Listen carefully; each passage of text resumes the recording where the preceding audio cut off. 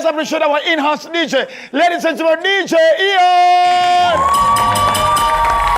Oh, yes, wherever you're joining us from, Santenis, and of course, I can see, first of all, in the crowd, we have Arsenal fans. What my coffee, Arsenal? Yes.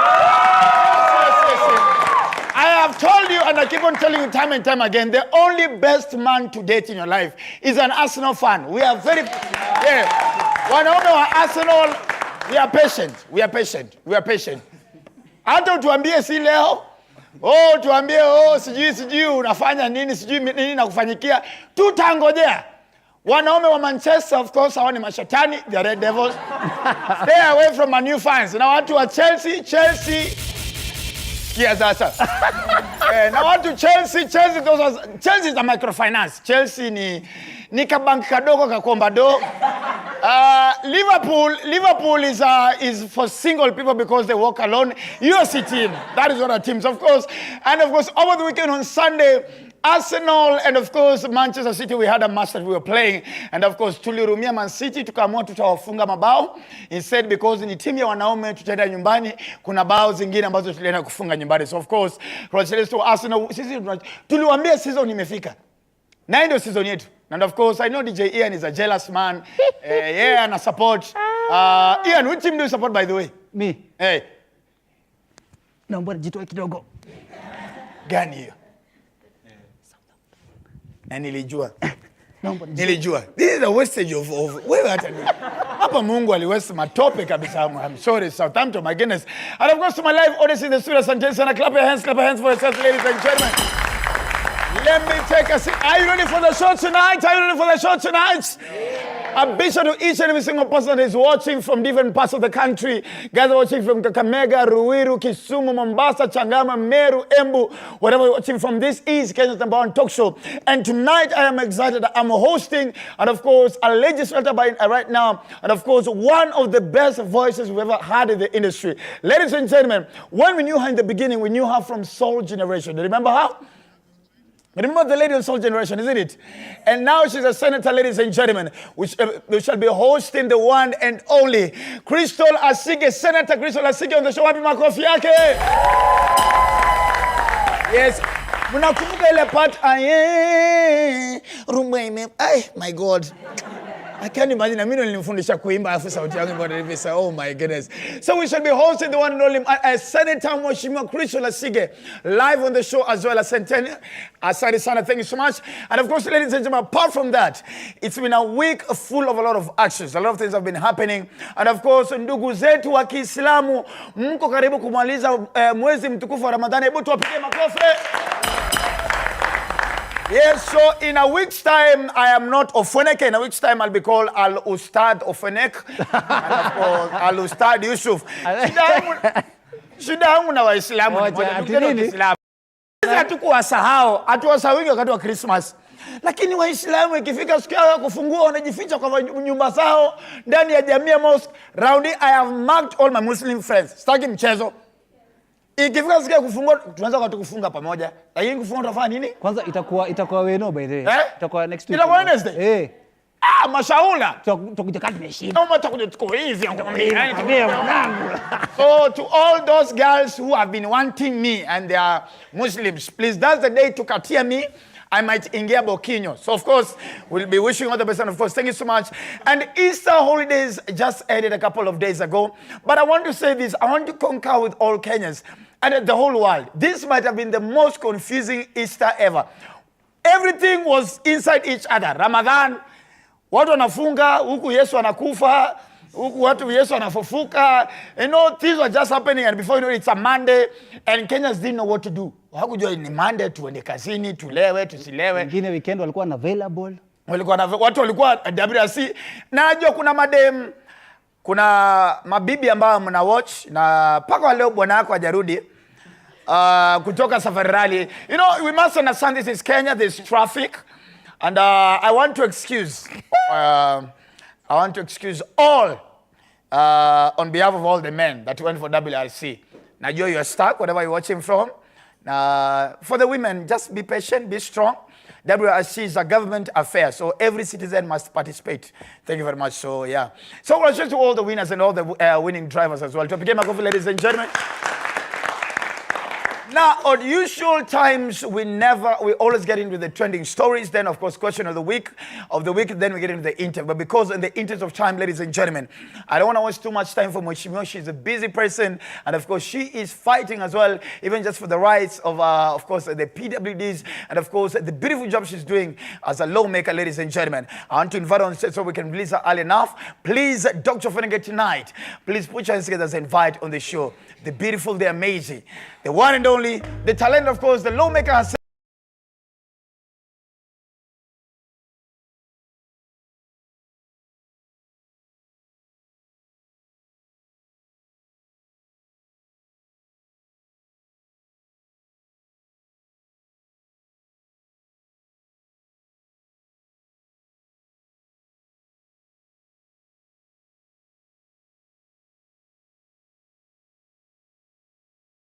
You okay? I love the yellow coat that you have on. Asante. Looks beautiful. Your blazer. Imagine, even though when uko kwa lawmaking. Maze, lazima wajue. Lazima wajue umeingia. Sasa. Beautiful. Now, let me say first of all, I don't think anyone saw you getting the nomination. Yeah. And we didn't think in our wildest mind, of course, the transition from the music industry. Yeah. With Crystal actually be into politics. Did you plan this? Did you always want to get into politics? I didn't plan it. Everything in my life is just a surprise, by the way. God and anishtua every day. Are you serious? It's not something that I wished for or I dreamt of in life, but I think that what has been constant in my life, Niki Tuya, using my voice.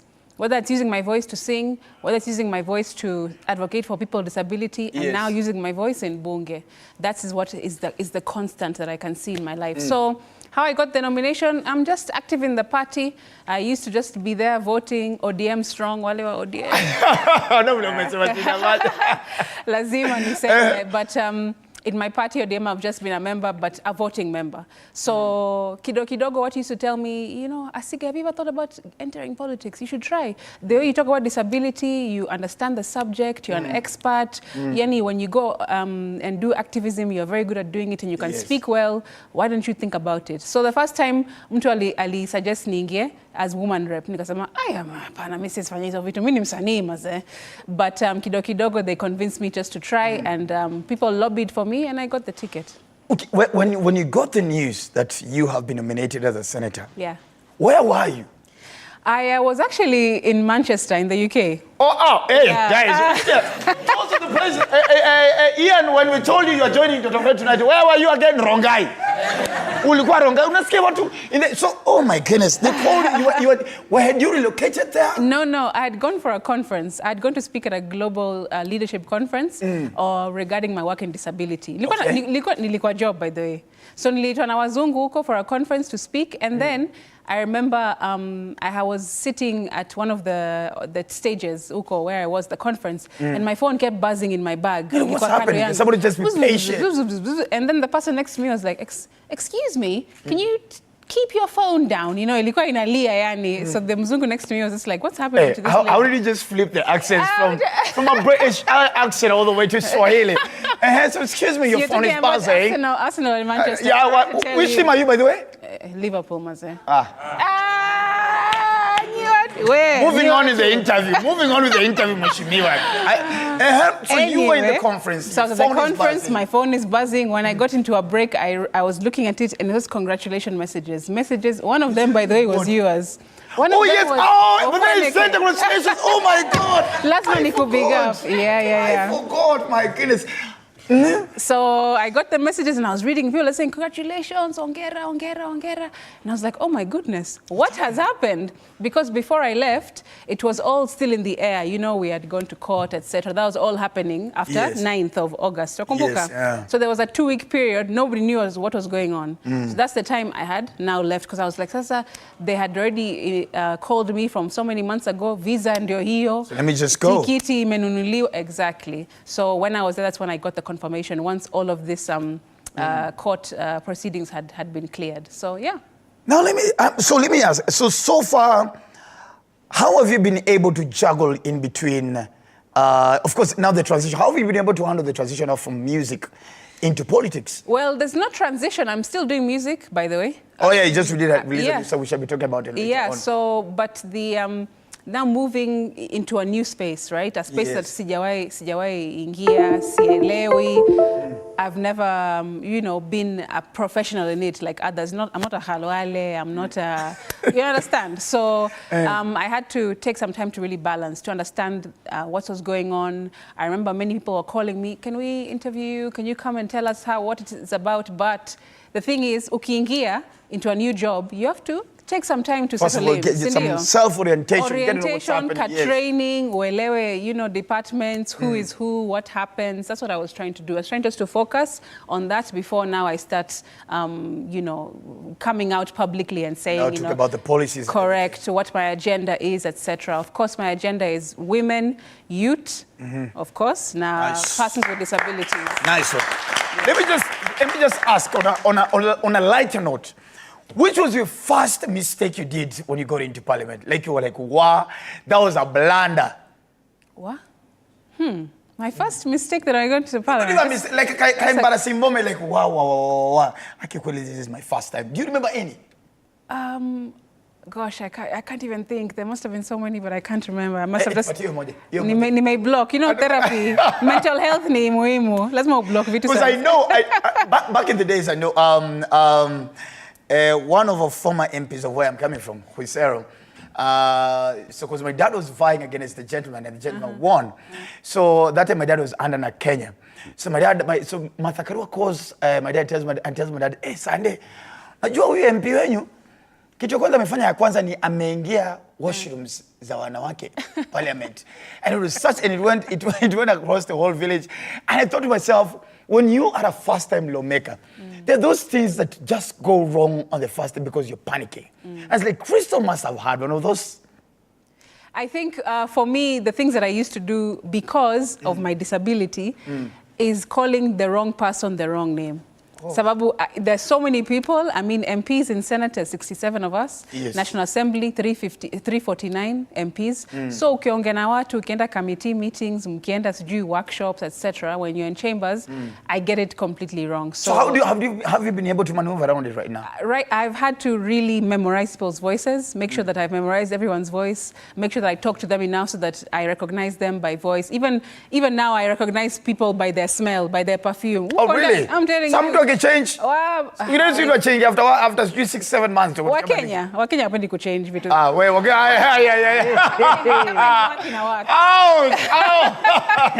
If it works, it works. You know, kama una Versace ambayo msichana fulani amesema, oh, so it smells so nice. Unaka nayo wewe, you know the truth. It's the truth, right? I'm trying to run away from saying it's the truth, but it's actually the truth. So, yeah, I recognize them by that and just making sure that I know, especially what party they're from, making sure that sisemi mtu wa UDA ni ODM, wala the other way around, things like that. So, I had to really get used to that. Nice one. So let's move a little bit from that. Now you and we thank God for God placing you in that position.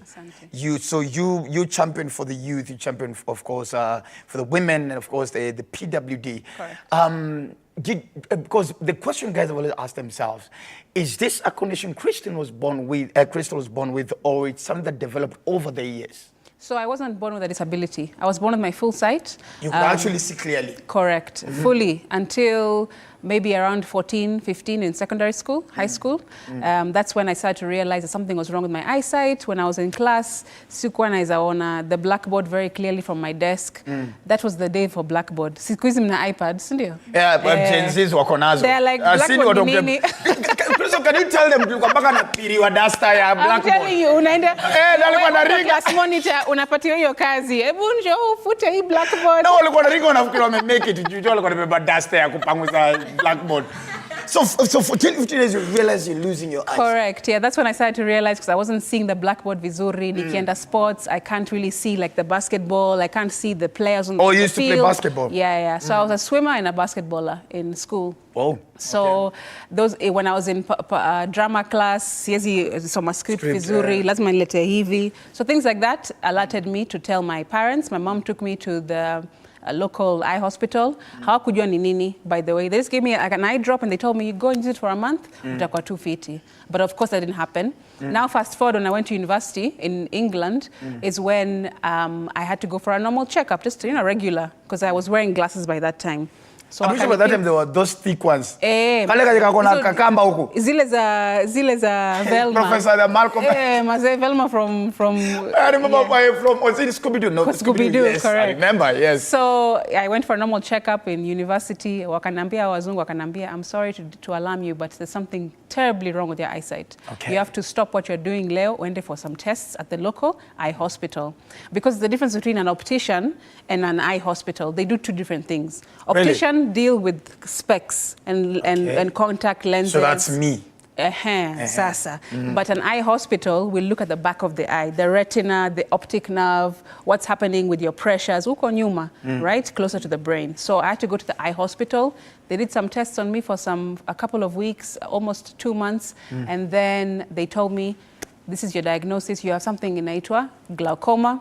Glaucoma haina cure for now. It has no cure. Only ways of managing it through just using eye drops so that your pressure isipande sana.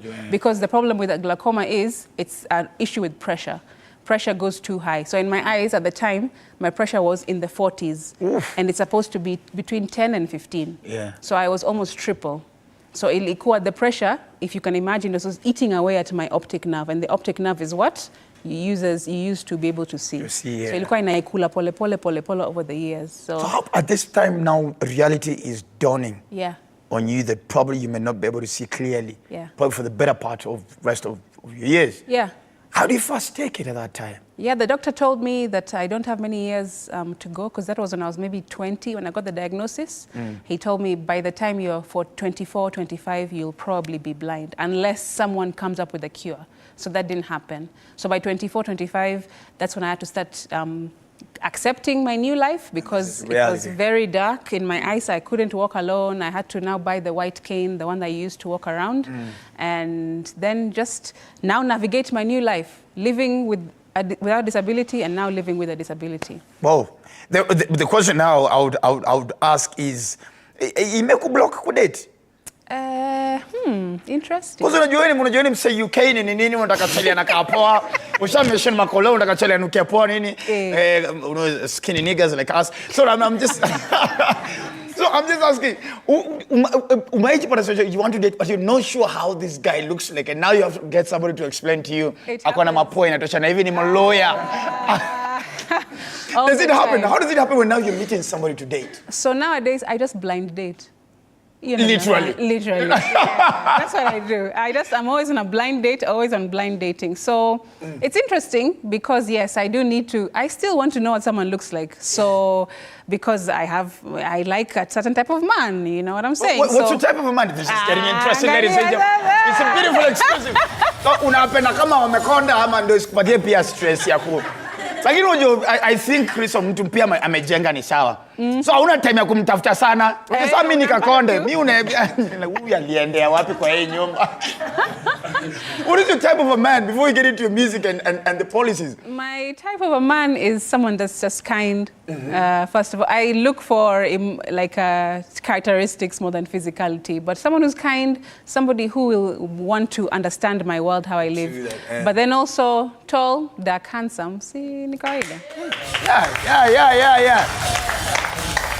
Like, umai face heartbreak ama kwako ni maze. Umai heartbreakiwa? Kuna wase wa toxic huku nje maze wewe. Nani yo hebu kamera tunamroga. Huyo msee penye yuko tumekoroga. Mapo yako ya left you grow left. My goodness. Did you feel bad? Of course. You cried? Of course. Imagine. How long ago was that when you were just some few, even just last year. Last year? Yeah. Wait, when did you win and lose at the same time? Yani umse ali break heart senator mzima. Imagine. Hakuweza kuhandle the glow up. Waelewa. Unajua mtu akiomoka, sasa zingine men get a bit insecure. By the way, you guys, you have to style up. Hapana, kuna mandume kama sisi. Sasa mimi kwanza ni team powerful women. Mimi kwanza hiyo ati baby niko session, niko tunaingia ku pass bill. I'm like, God damn, that's my lady. Baby, you better pass that bill before. scared insecure. No. For me, I always look at myself. I compare myself to Oprah. Oprah doesn't call her husband. She calls her husband partner. Yes. I'm those men who I want to clap for my woman from the crowd. That's good. All right, because I know back at home, I'm praying for her, I'm supporting her, I'm pouring into the vision and everything. That's what I think. So me wale mademo baby leo Friday ni tole form block. Kama ni form ni za KRA enda ufeel. Acha kuniza hapa ni form ni gani. So when we come back before releasing Wesh, I want us to come back and talk about the policies that you're coming up with, of course, for the youth women, of course, the PWDs. And also talk about, apparently you are still doing music, which is such a soothing thing for me, that you're still doing music. I have to. It's the way I started, and it's inside of me. It's part of who I am. So ladies and gentlemen, this is Dr. Fred tonight, hosting the one and only Mheshimiwa Crystal Asige live.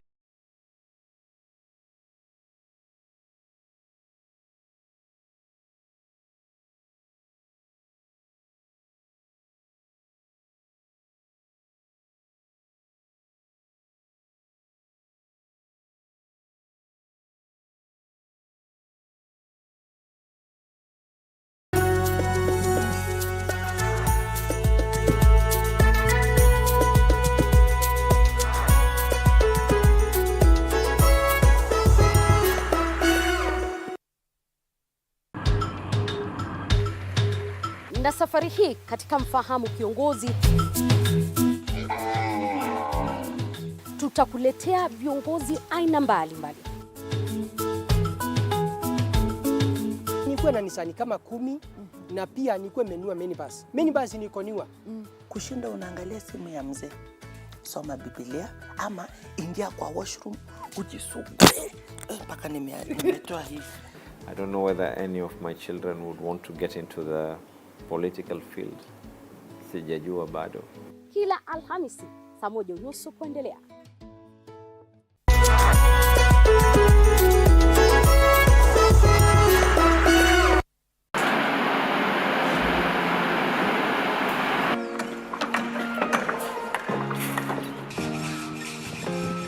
Join us on a journey through the concrete jungles and rising skylines, where every beam, every nail tells a story of progress and vision. In every aspect of life, you have to look at several dynamics. From groundbreaking. Nowadays with the tech, you can check on different websites or you check online and you can see some inspiration.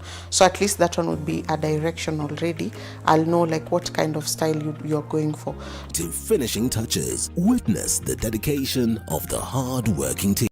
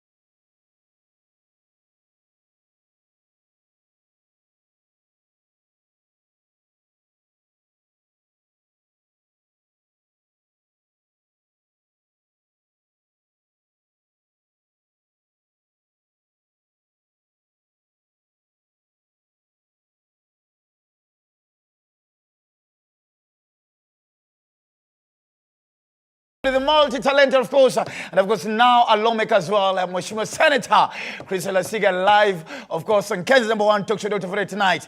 Now, that's a song about the heartbreak. I'm telling you. Haki huyo mwanaume. Maze? Hajajaribu kukucall back? Imagine okay, amejaribu, but squeeze is how do we do? We have Ati hamko on the same level? You had inasema, I wish you would have listened, I wish you would have listened. Unaona, I wish you would have listened. Alitumia line gani? Alitumia line ya, it's not you. It's me, unaona. He used that. Imagine, yeah. Let me ask, if you're to prefer a breakup, would you prefer it on phone or face-to-face? Face-to-face, yeah. Face-to-face kabisa. I want you to be man enough to sit in front of me and I mean, explain face to face is yourself. Staki zile za, oh, credo inaisha, Nakumbe hapo namemalizia, then never call again. Imagine. No, but I think for you it's easier face to face, either way. Because they can't. You guys, But ndawapatia pressure. You know, I'm a debater. Now I'm in Senate. So he has to explain to you why. Yes. Oh my goodness. Now let's get into your music first of all. And when you came into the limelight, we knew you through music. Yeah. And how? Because you really sound like a scholar and you really globe-trotted and everything. Ulipata time ya kuimba? Clearly, because mimi nikalia bookworm vitabu tu watakuongeza miguu ndani ya maji na prep, watakuextend my preps. Yeah. Which school did you go to first? Which what? High school. High school. I was in Mombasa all of my life. Mombasa? Primary, high school. Kabla niende for university, I was living in Mombasa. Yeah. Mimi sijaisikia mtu ametoka Mombasa kama ameenda ng'ambo. Mimi najua ngeni Nairobi. Aki 60 moja. Muje watu Mombasa kuja Nairobi alafu Nairobi Pwani, wachana wa pwani wewe. Nishawaacha mimi sina shida mimi. So grow up happy Shanzu, Bamburi. Nilizaliwa Bombolulu. Yes, alafu sasa tunaishi Nyali. Hey. Yeah. Mimi nikisikia tu Nyali nasikia na sherehe. So no, I mean, the reason why I think I'm very academic, etc., is because number one, my grandfather was a lawyer, my father pia ni wakili, and my brother yangu ni wakili. So I've got 3 lawyers in my immediate family. So hiyo mambo ya kudebate, mambo ya stand up for yourself, making sure that you arrange your thoughts in a precise way and articulate them. So it started from the house? Correct. That last piece of chicken in the house, watu wanaipigania, I didn't know, objection, this style can't go there. Exactly. So now nailianza nyumbani. So, and you, what did you end up doing yourself? I studied film and theater actually. Wow. University, that's my first degree. And the funny part is that it's all about communication, film, theater, making sure that you use the internet and visuals to tell a story. And I use that until today. And it's very transferable. So that's why I always say to young kids who are trying to look for, what do I want to do? Don't focus on like the traditional stuff. Tell your parents, yo mazee, kuna senator mwingine alistudy film and theater na sai ako bunge. How? You see, because I'm transferring those communication skills. Yeah, that's how. Beautiful. Now you're in the Senate. What are these bills that Crystal is pushing for the youth, for the women, and even the PWDs as well? So currently I've got 4 bills in Shapita, 4 of them, and I've got 6 more that I'm doing. Wait. So, Maze. I think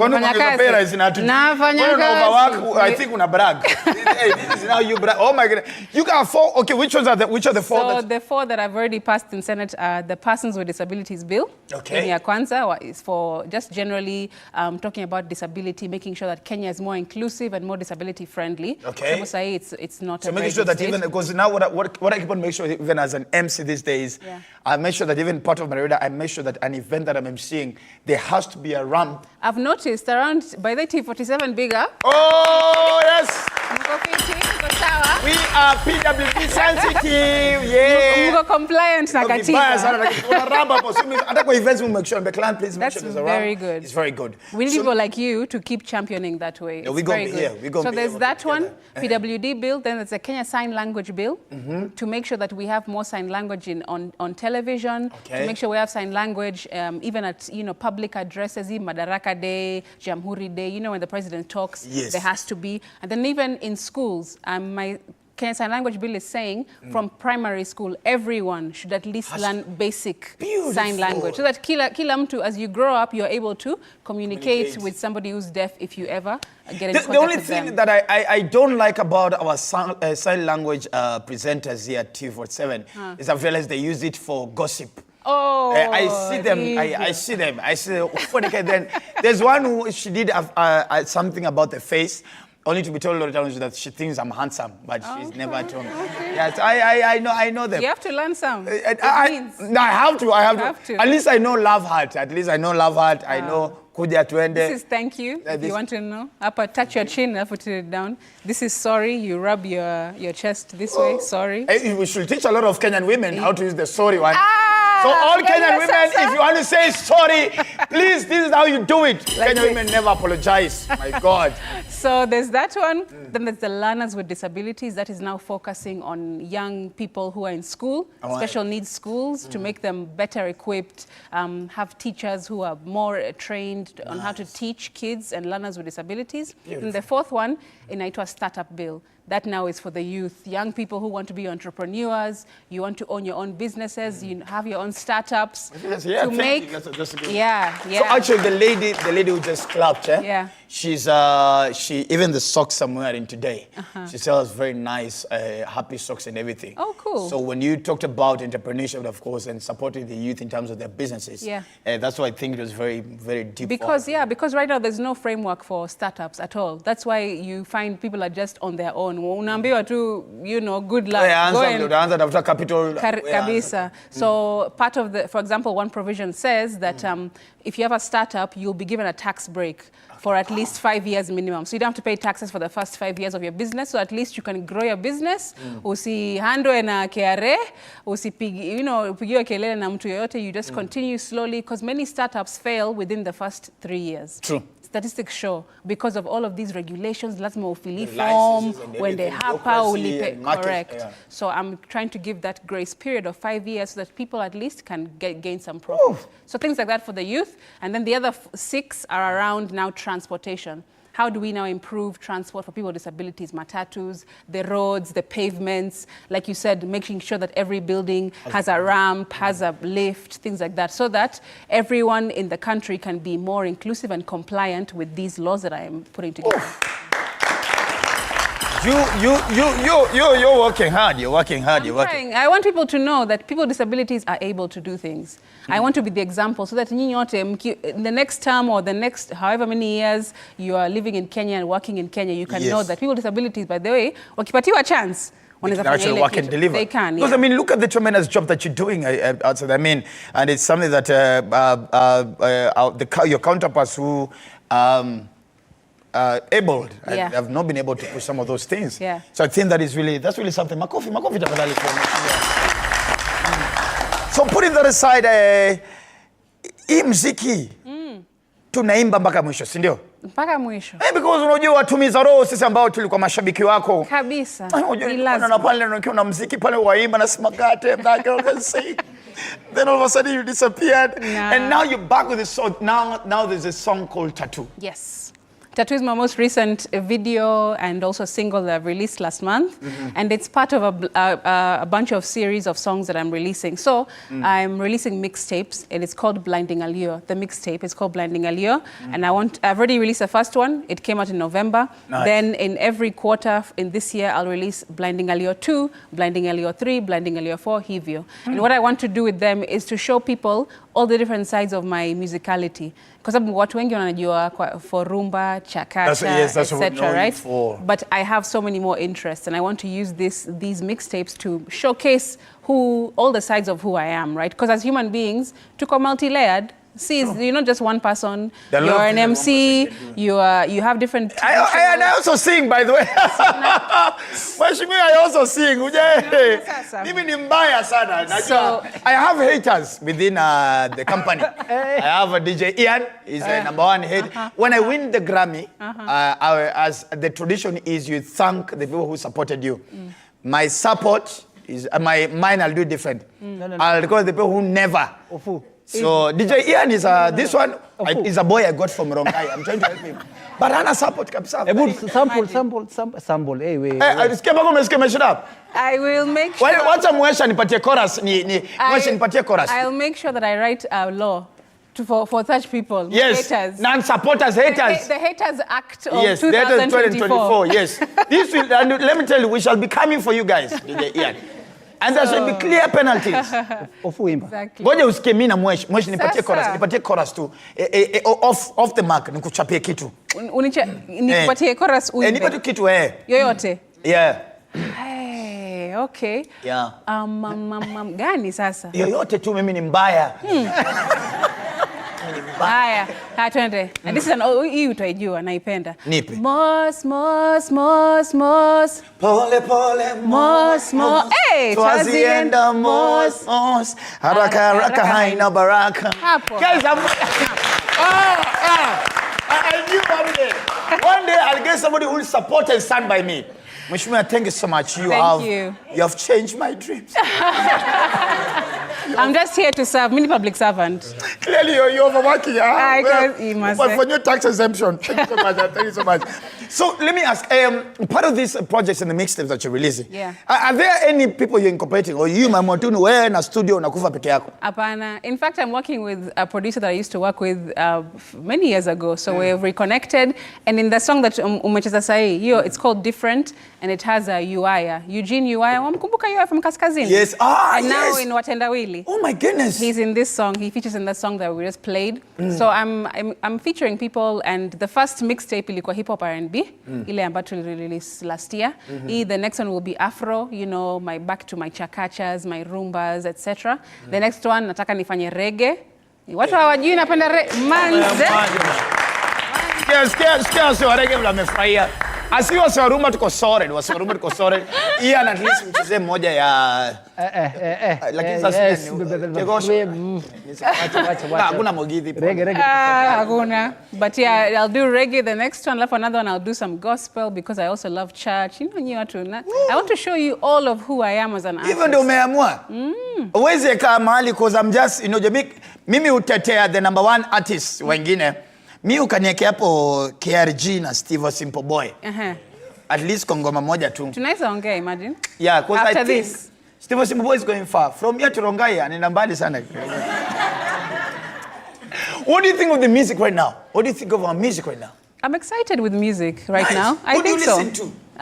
Who do I listen to? I listen to, there's a guy called Baya. His name is Baya. He's a Giriama artist. Sounds familiar. Sounds familiar. So there's him. I really like him. He's just an underground artist. But also, I'm enjoying, I guess, the mainstream things like Mwaki, Sophia. Yes, doing an amazing job. I need to think we need to get her on the show. Yeah, she's really nice. Who else do I listen to right now? Female artists, Femi One. Nampenda. Femi One ni ako juu. It's a bad one. Look up to you. For the male, Calligraph Jones. Males, who do I listen to? My goodness. So many. Wakadinali, of course, I know it's a group. Oh my God. I wouldn't expect you. Oh my God, do you like rap to the lyrics? In fact, I'm looking for Major. Nataka nikate song na Major. Major, simu yangu iko wapi? Ningempigia saa. Major, actually, I'm supposed to have a conversation with him after the show. We're doing something like a mega over during the end of the month. I will tell him because I can imagine a collab between you and Major. That would be amazing. That would be nice. You and Wakadinali? Yeah. Oh my God. Hook it up. And then also, I really want to work more with Gengeton artists because I think that even hata kama nika hook, in hip hop, right? You have the rappers who, get a woman in to do a chorus, something. Yes. That's sort of what I want to now experiment doing with Gengeton so that people can also see, pia sisi wengine tuko versatile, see ustope. This is interesting. Where you've got me was the Wakadinali part. Yeah. I wouldn't expect. Hey, maze. I think for Cardinali, at first I struggled with Gengeton music because the music as you grew up back in the ghetto is not the one right now. Yeah. And even the problem is that Gen Z's wanabadilisha shen kila siku. Sino jo tukiita polisi ponyi. Saya sasa jore tasjini. Unahitaji polisi? Njege. Jege ndo polisi ndo jege. Hadi sasa hadi jege anakuwa maya. Even you say about, oh my God. So yeah, this is what I'm looking forward to. In fact, if there are young people who are watching and they're looking for someone to come and do a kakoras, nipigie simu maze. I can do some 2-3 choruses. You're so kind. Now, before I release you, can you just give us your social media platforms where guys can get you, follow you, and of course even just be able to get your music as well? Yeah, I'm on all social media platforms. Pia TikTok tuko maze. Uko TikTok? Tuko TikTok. Pia umeanza challenges? Tuko TikTok. Oh my God, Crystal. Crystal Asige, CRY. Crystal Asige. If you're tu kila mahali, TikTok, Instagram, Facebook, Twitter, YouTube. Beautiful. Ladies and gentlemen, let's appreciate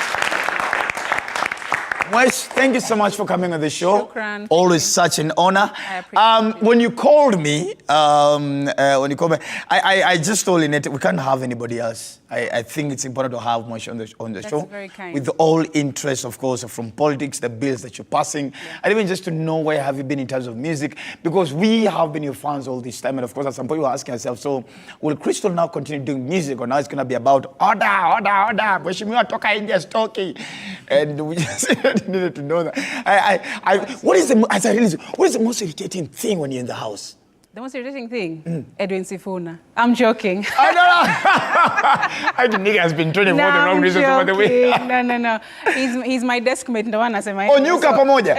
Anakaa kando yangu. So kila akipiga kelele, if you think it's loud on the microphone, na sisi wengine about tuko around. You piga story, chini maji?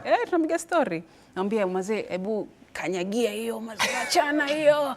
And then things like that. No, the most irritating thing, I think the most irritating thing is corruption. Corruption? Yeah. Corruption imenitafuta.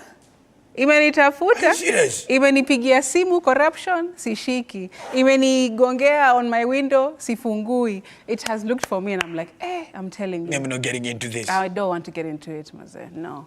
Thank you so much for being part of the good stories. Yeah. And really appreciate it. Thank you. Ladies and gentlemen, let me release you. Let me release you. Maji yako nilipeleka na huko wakati ulikuwa kulini. Let's appreciate Crystal, ladies and gentlemen.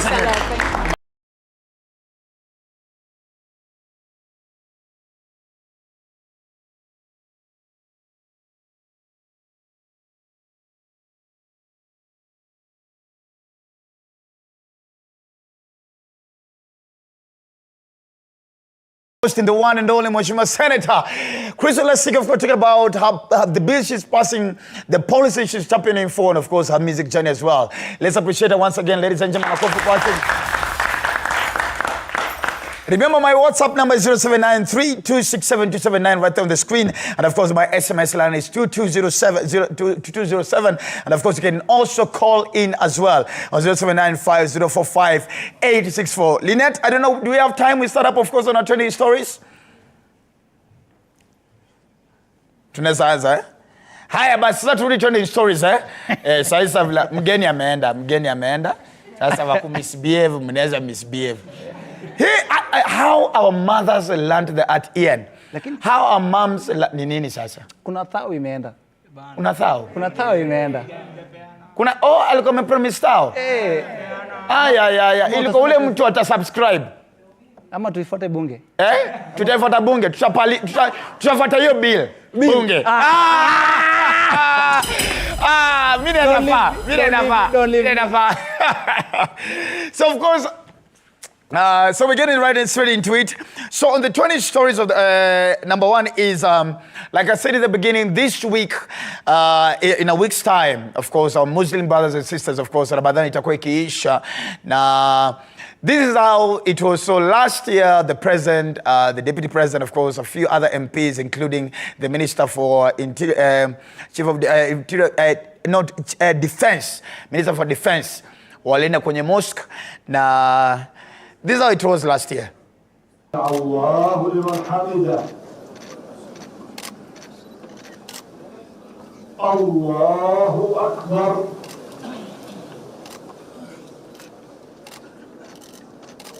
Allahu akbar. Allahu akbar.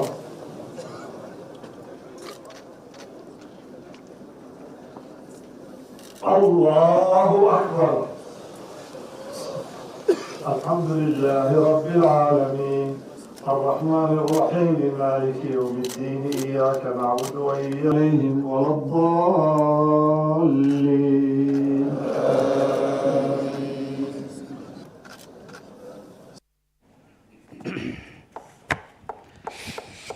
Check utakipata.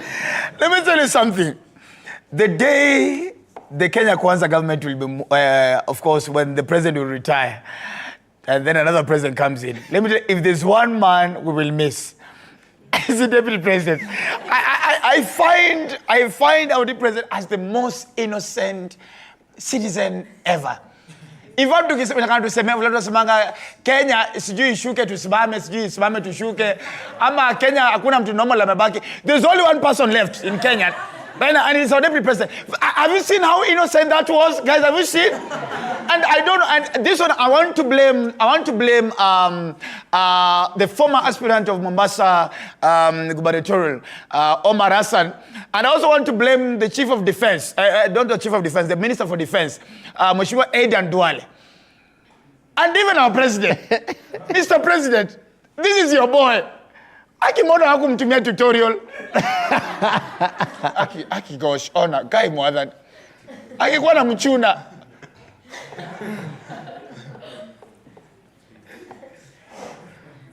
Salale.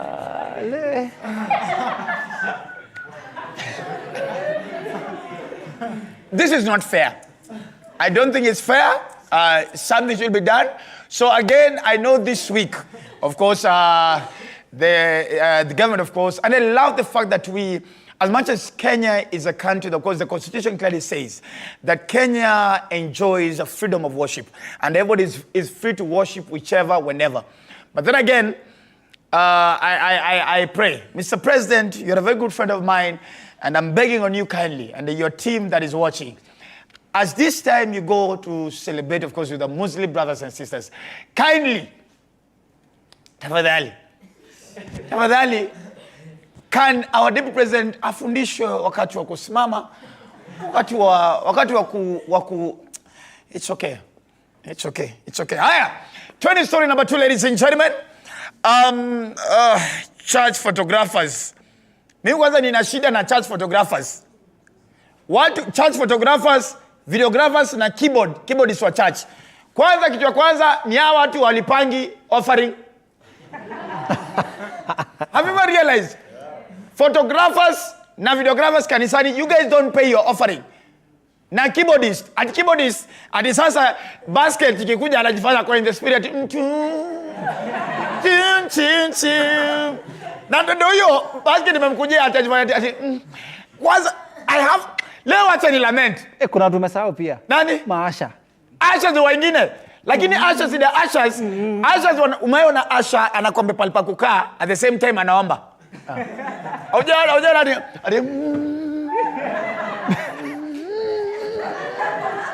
alafu kwanza ukae penye Asha hataki anambia ati unajua Asha wala wamesimama pale kwa mlango. Niweke gospel moja na kwa pale.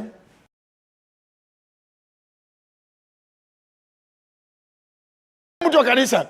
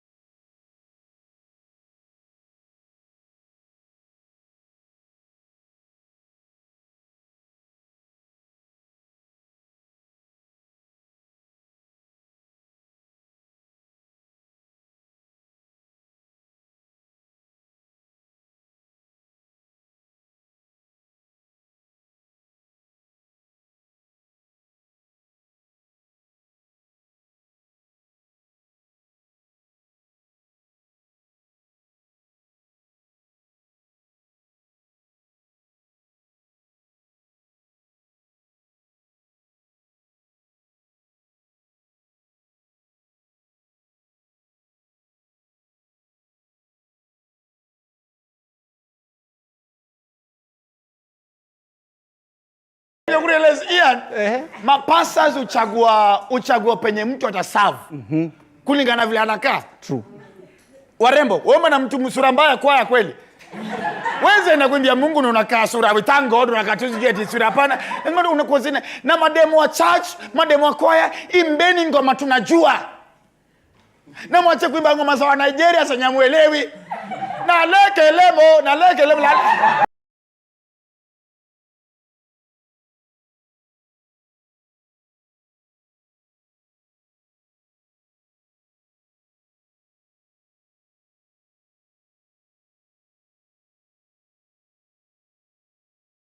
Wadona home wakuje kuimba ngoma wakakosa Sasa unapata mademode, unipate.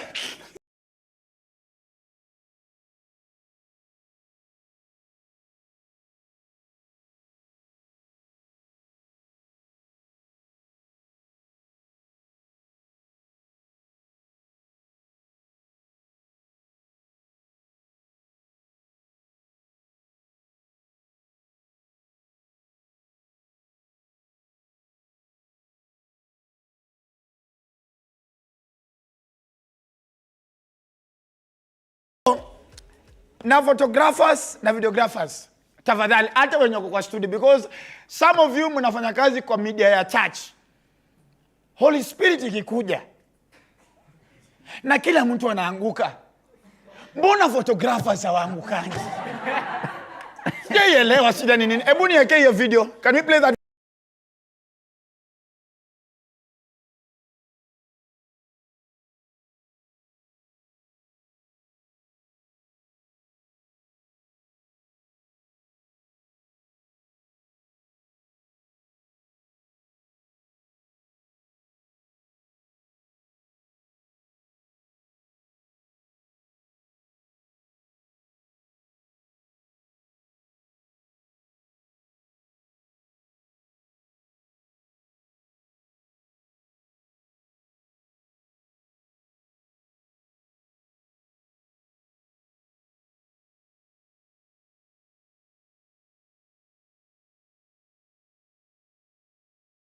Unapona mseme katu mahali mazee unajua, hebu songa nikae hapo. Nipatie worship alafu kamera jeep.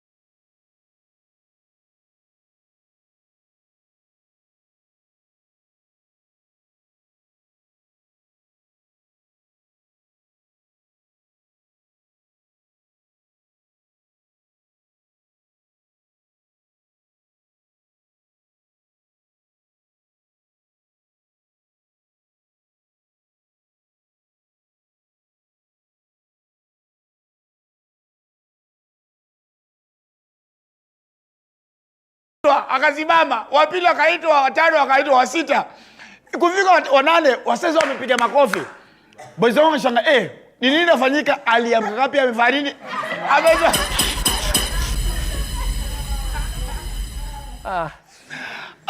Ladies and gentlemen, we'll see after the show, but this is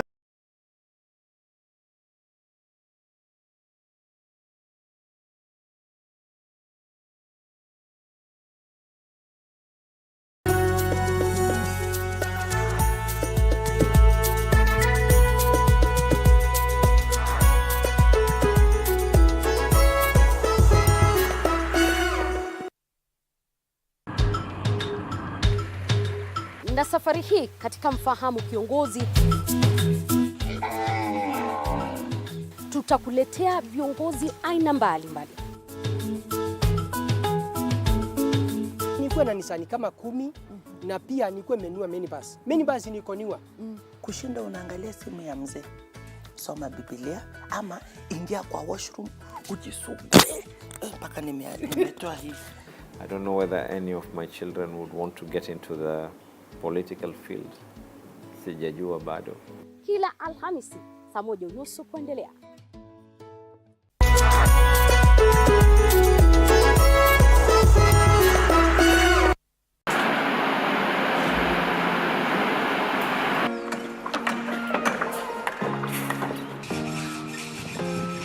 Join us on a journey through the concrete jungles and rising skylines, where every beam, every nail tells a story of progress and vision. In every aspect of life, you know, you have to look at several dynamics. From groundbreaking. Nowadays with the tech, you can check on different websites or you check online and you can see some inspiration. So at least that one would be a direction already. I'll know like what kind of style you're going for. To finishing touches, witness the dedication of the hard-working teams who bring these ambitious dreams to reality. The Realtor, Tuesdays at 6:30 p.m.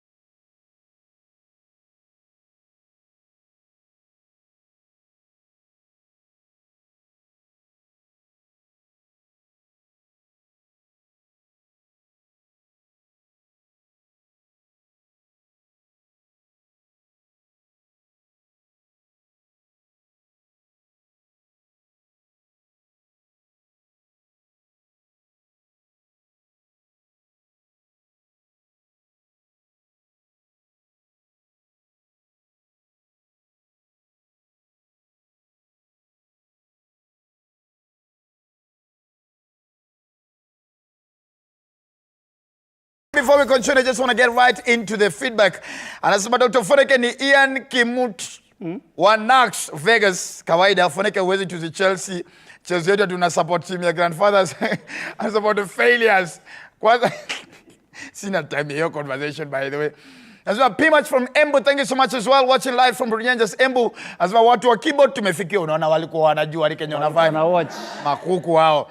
Watching from Oyugis, thank you so much as well. Huyo ni Basil. Anasema Hassan Arani from kutoka Kisumu, thank you so much as well. And watching with Stephen Maresa. Daktari Ofweneke mazee show yako imeweza mbaya. Thank you so much of course alongside DJ Ian. Anasema hello ni Oscar aka Katelo mpenda roast watching live from Embakasi. Mwesh anasikiza wakardinali, hebu tumchunguze kiasi. Hi Ofweneke live in the show hapo kwa Ashas mazee umeniweza. Anasemaje hapo mwingine? Hi Ofweneke ni munene kutoka Ruiru, show iko lit sana. Alafu ambia wase wa piano waache madoido ya piano wakiona crashia mengi ya church. Wala kwa hajaja sasa hiyo wako tu zile hey awake mama. Akiona crash mengi. Tunawaona mwende binguni na mfungange macho. Haya. Hello ni Valerico. Nikiwashokia nasema show and I enjoy to the full. Big up to my fans of Manchester United and my family.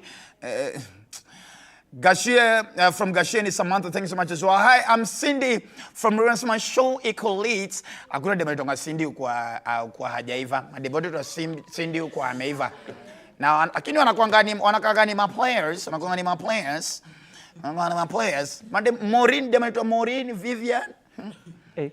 I'm a demo so I trust ni one dangerous. No pale. All right.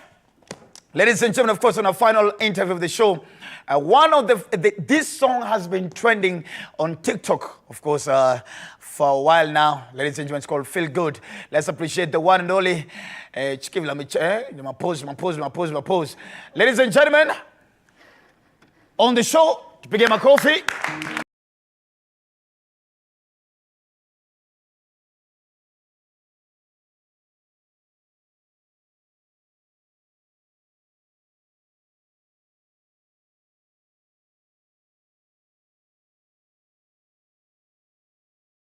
Hebu kwanza just introduce yourself. Maze because you know umeingia new pay, maze umeingia na moto kwenye industry.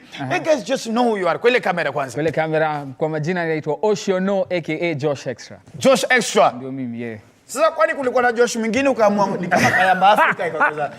Kwani hii Josh Extra nani alipatia hii jina kwanza? Josh Extra ilikuja from mimi na do gospel Okay. So yo extra ni from extraordinary. So na believe mtu akikuwa born again anakuwa na extraordinary being.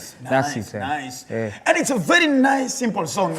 You're gonna skate juicy. Need to feel good. Please just go to social media right now and get that song. It's called Feel Good, and a beautiful, amazing song, high-pitched song.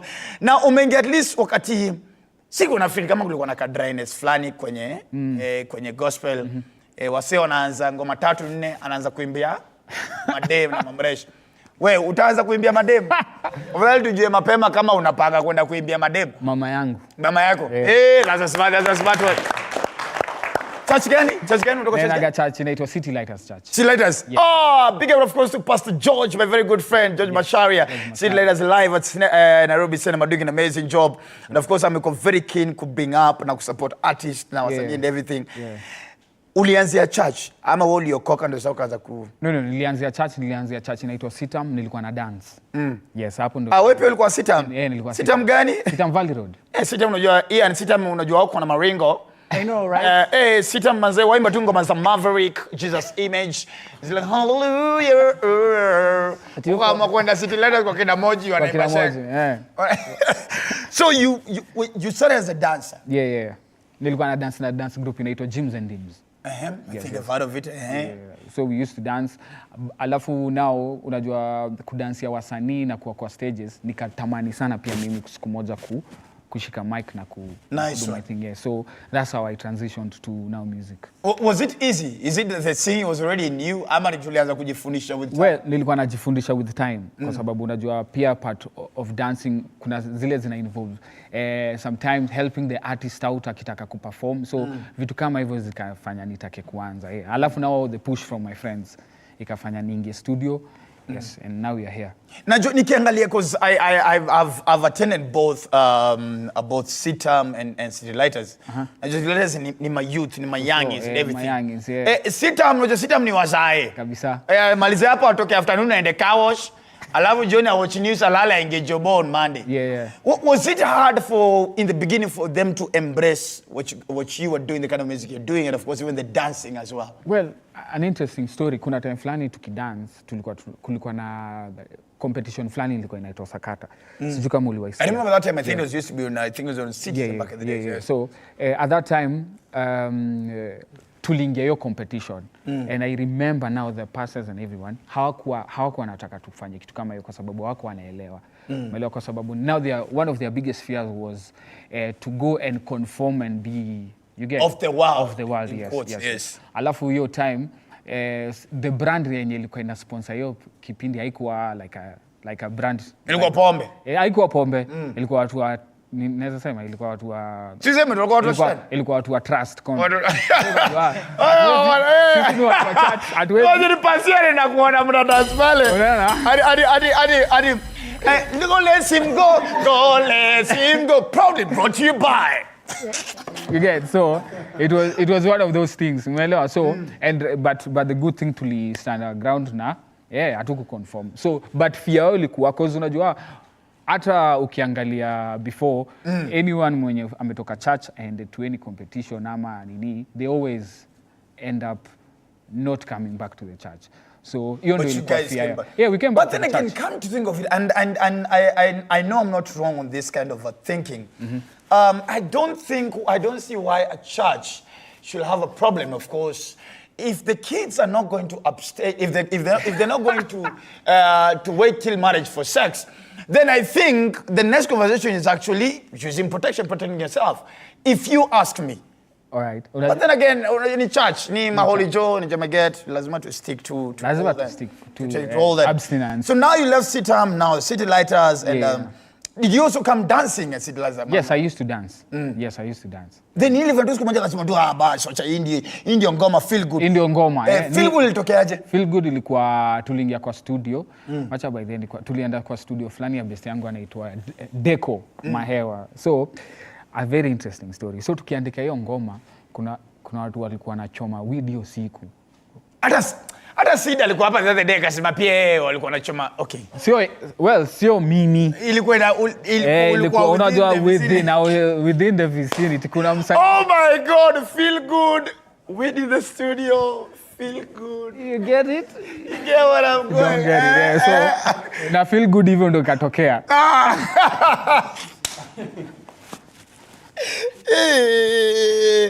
Must thank God for the hub, man. Kama sio hub tu ngekata feel good.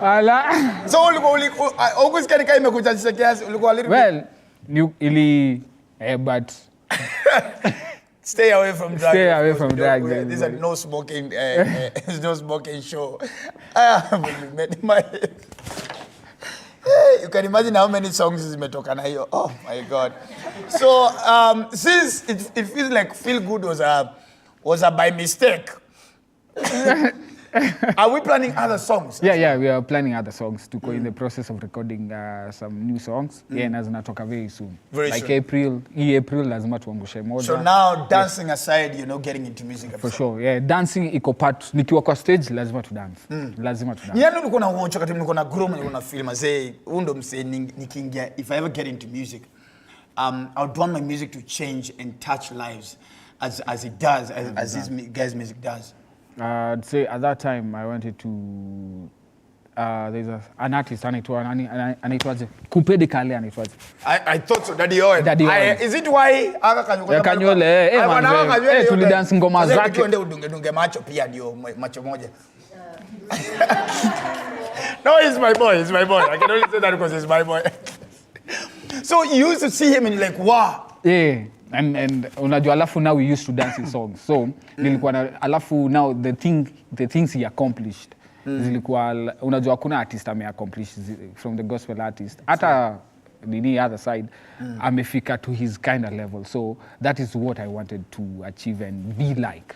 Nice. Yeah.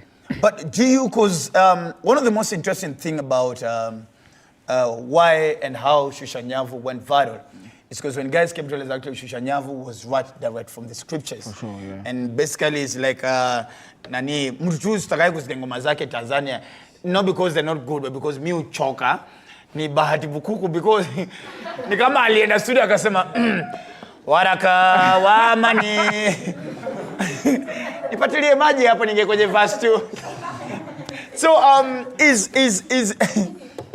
is your music rightly derived from the Bible, from the scriptures? I try keep my music inaitwaje like ikwe scriptural. Scripturally nisiende isikwe na heresy yote ati naimba other things, yeah? That ukisikiza utajua msi anaimba about word, yes, word ya God. Yes, exactly. Unafanya collab na mswa secular? Naweza. I think naweza. You think kama unaweza? Naweza. Kama nani? Simple Boy. Yeah, Simple Boy naweza. Yeah. Like all I think I would do one. Yes, I would. Nice. Muhesha ametoka hapa akasema wakadinali inaweza kuwa drill moja noma sana. By the tunaweza nini hiyo ni kitu tunaweza organize by the kama amekuwa hapa sasa akasema I'm also trying to organize anajaribu ku DJ ya Muhesh wakati hapo pale because the boy is not doing very good so we're trying to say tulia nini mimi wambote mimi wa ghetto Fadhela nini Fadhela tena umaitu sere na msena na tumeluga wele so kwanza unabaki za holder before to leave it let me first translate kwanza ndio nijue nini unanitosha ndio na reply nini Fadhela wewe genge umsema nini Njege police. Okay. Just let it go. So thank you so much. So you said the next project in April. Yes, sir. We'll be waiting for it. Ni moja tu? Ni moja alafu nataka kurelease an EP in June. Nice. Yes. Make sure mtuta policy letters man. For sure. After come kwa support. Ndio. Kwanza Sunday mnakuaga na sisi so by the way, on Sundays, of course on Sundays we air City Lighters service live on 247. Of course, we are making sure that not only do we give entertainment and news, but also we bring you the gospel of God right into your house, right on Sifa Sunday, right? Haya, kabla nikuachilie social media zako pale, alafu penye utagetia ngoma. Labda tukimaliza tazama sisi wote tufanye feel good challenge ya TikTok tumaliza show. Noma sana. Social media ni Josh XTRA kila mahali. Nipate kila mahali, connect with me na nitafurahi sana. Asante sana. Let's appreciate ladies and gentlemen. I think my director is trying to be useless. Anasema Dr. Fred, the show is lead seller watching from Moose. Niko na exam kesho, but your show is a must watch. You really inspire me and you're my role model. Hoping to meet you in 27th Golf Hotel. Yes, we shall be there on the 27th Golf Hotel. Asante sana. Dr. Ofweneke ni kafiti kutoka Vasha. Tuna watch na bro yangu Samisho iko lich. Omwana weru, very proud of it. Thank you so much as well. Sema Ogola wa Malinde. Haya, tuamike tufanye hii challenge, ndio? Yeah. Oh, nice. Haya. All right, so ladies and gentlemen, nitumie kamera gani ku sign out? I'm looking for the camera on the Jeep. Hey. Ndio ile basi. Ladies and gentlemen, this has been Dr. Ofweneke tonight. Kwanza makofi. We will see you next week, same time, same place. My name is the Eagle himself, the Duke of Kakamega. Dr. Ofweneke is my name, alongside DJ Ion.